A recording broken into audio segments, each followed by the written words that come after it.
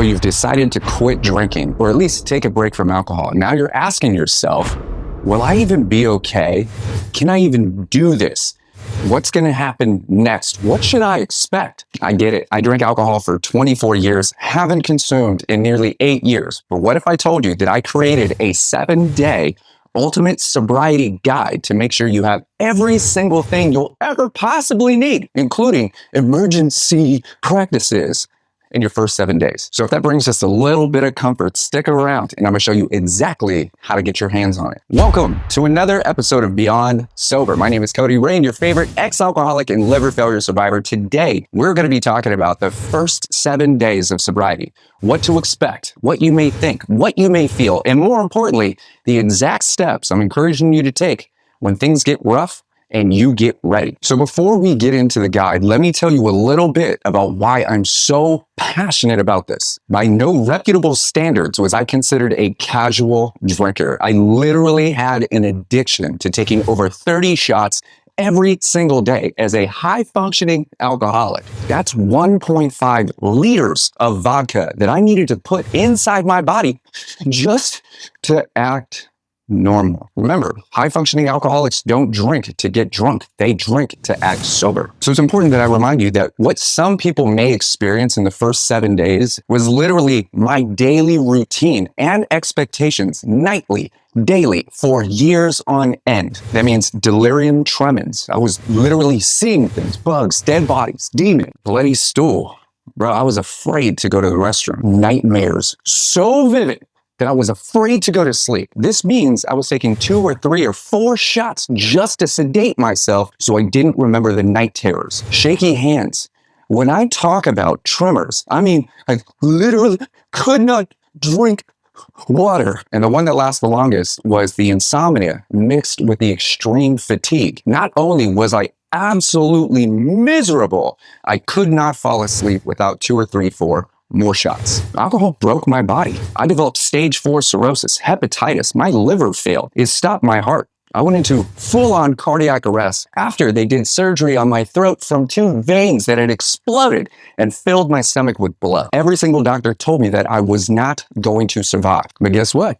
Here I am, nearly 8 years later. No lapses, no relapses, recording this for you. I'm not sharing this to scare you. There's too many people out here trying to fear you into drinking less. That is not my goal. I'm here to empower you. This is simply your friendly reminder that if I could survive like that for literally years, every single day, you can survive your first 7 days experiencing maybe a small fraction of what I experienced during an addiction. I've supported thousands of people, worked one-on-one with hundreds, and I promise you this, you are so much stronger than you give yourself credit for, and I'm gonna prove it. And before we get started, do me a favor, please like, share, subscribe to this channel, and most importantly, leave me a comment so I could create content specifically for you. Definitely don't underestimate the power of your thumbs. Your engagement could literally push this video out to someone who didn't know they need it. Let's get rid of some misconceptions about withdrawals. People think it's about how much alcohol you were drinking and for how long. But here's the truth. It is about dependency, not volume. Dependency happens when your brain and body have basically concluded that alcohol is a primary type of fuel source and you need it to function. This is why someone that can drink a fifth of vodka every single day for many, many years may put the drink down and never experience withdrawals at all. I've talked to countless people with that exact same story. I've also spoken to people that literally had seizures because of a full-blown dependency and borderline addiction to having only 4 beers a day. So remember, alcoholism is a spectrum, and it all comes down to how alcohol has rewired your brain in time. Here's your golden nugget. If you don't practice alcoholic behavior, you are at 0 risk of ever becoming an alcoholic. So right now, we're going to figure out exactly where you stand on the scale of alcoholism, if at all. I want you to honestly rank yourself on a scale of 1 to 10. 10 means you literally cannot function without alcohol.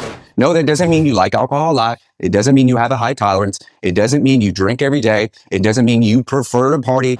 All of the regular things that you may group into calling yourself an alcoholic does not apply here. On a scale of 1 to 10, how important is alcohol in your life? If you choose 1, It means that you put the drink down, easy peasy, lemon squeezy, no problems at all. I'm not judging you, dude. I need you to be extremely honest with yourself and rank yourself on a scale of 1 to 10. Here's a question. On the scale, where do you think I ranked based on my dependency and how much alcohol I was drinking every single day? Now that you have that number, the closer you are to 10, you may experience more aggressive symptoms like tremors, like excessive sweating, like insomnia, like extreme fatigue. But if you're closer to 1, you may just be a little restless, maybe a little bit of anxiety, maybe a little tired. Now, what can we actually expect in the first 7 days and how do we cope with it? Days 1 through 3 is considered the detox phase. Remember, your liver is the filter of your body. So its primary job over those first few days is to flush out the toxins, flush out the foreign agents, and basically attempt to detox any remaining alcohol out of your body. Most people, if they've been drinking a long time, may sweat, they may be nauseous, they may not have a diet, they may be a little anxious. And one of the number one causes for hangovers is dehydration. So you may actually have a headache or a migraine too. So to cope with that, you're going to drink as much water as you possibly can, as often as you can. You're going to eat small meals. You don't need to pack your system. Just keep your metabolism running with healthy foods and relax, dude. If you could find a place to just kick it, throw on some music, chill out. No, this doesn't mean sleep, but if you could take a nap and just chill, it's going to help your body recover faster. And here's the good news. A majority of the people that I've personally worked with over the years expressed to me that they were fully convinced that they were going to have severe withdrawal symptoms and they were going to need medical assistance. But guess what? They experienced minor to no withdrawal symptoms. And it was all hyped up from the alcohol that was in their system while they were thinking about it. Most people's fears come from misinformation, not reality. Now, moving forward from days 4 to 7. Day 4 is the last day that alcohol is going to be in your body. Fun fact, it takes literally 4 days for alcohol to process 100% out of your body on average. And at that point, you are clinically sober. That means you cannot get more sober than sober. You may feel more sober or recognize as more recovered the longer into sobriety you go, but 4 days sober is the exact same amount of sober as somebody else who's been sober for over 4 years or 40 years. And on day 4 and on, you may experience an emotional wave. Some people call it a roller coaster. That guilt that you've been using to punish yourself with another drink, that starts to come back. It actually isn't getting worse. You're just less numb, so you're more aware to the anger, to the guilt, to the shame, and the pain. Remember, you cannot heal what you cannot feel. So if you're experiencing these emotions, you're doing it right. This is just your brain recalibrating. You've got 1,400 chemicals and 50 hormones in your brain and body. They've all been drowned out by a little neurotoxin and a cancer-causing agent. Now that that foreign agent is out of the brain and the body and the cells, your entire machine needs to recalibrate and get in alignment so you could have a brain and a body that you actually enjoy existing in. Side note, days 4 to 7 is usually when people decide to drink again. This is your opportunity to stand strong and move towards 30 days. So when or if you start feeling those emotions and they become overwhelming, I'm gonna give you a couple strategies how to cope with that instead of drowning them with another drink. Name what you're feeling. Do the absolute best you can to determine what that emotion is. Because we've been numb for so long, we may confuse sadness with anger. Because we haven't given ourselves permission to feel in quite some time, we may experience anxiety like stress. So write it down. Grab a journal, piece of paper, or even open your phone and take some notes. Get very specific with what you're feeling and do your best to determine exactly what that is. Your goal is not to fix it. It's just to become aware and recognize. One of the most common recommendations is distract yourself. Go outside, go for a walk, you walk the dog, go play basketball, whatever it is to keep your brain, your body busy. When you're fully immersed in something that has your attention, your brain and body literally disconnect from the things like alcohol that don't contribute to that present moment. We deeply examine this topic inside the official Beyond Sober program. So don't scare yourself away from becoming an official member and joining the community. And here's one of the most important things I want you to do. Celebrate. Celebrate. Celebrate your successes. You're just as sober as anybody else. You already did the work. If I could throw confetti from the sky every single time you took a sip of water, said something nice, or went outside to distract yourself, I would. But this is your opportunity to celebrate these little wins that nobody gets to be a part of, just you. Real quick, we're going to address an extremely massive myth. Drinking a lot of alcohol does not mean you're dependent. Drinking every day doesn't mean you're an alcoholic. Drinking by yourself doesn't automatically group you on the spectrum. Having a high tolerance doesn't automatically mean you have a problem. And more importantly, having symptoms like shaking hands after drinking does not mean you automatically have an addiction. So here's the difference between having a dependency and practicing deep-rooted alcoholic behavior. For instance, if you're a binge drinker, you like to have a lot of alcohol in a short period of time, you may experience withdrawal-like symptoms from the sudden absence of alcohol in your system after a period of pounding your liver with a literal poison. You have to remember that alcohol is trauma. It's traumatizing the inside of your body over an extended period of time. So when you stop doing that and your body's attempting to heal, you may be a little shaky. You may be extremely exhausted, but that does not mean you have a dependency. Sobriety isn't about stopping drinking. It's about stopping the behaviors that lead to dependency. Remember, every single alcoholic was once a casual drinker. So if you're binging, drinking to get drunk specifically, drinking to black out, drinking to escape your emotions,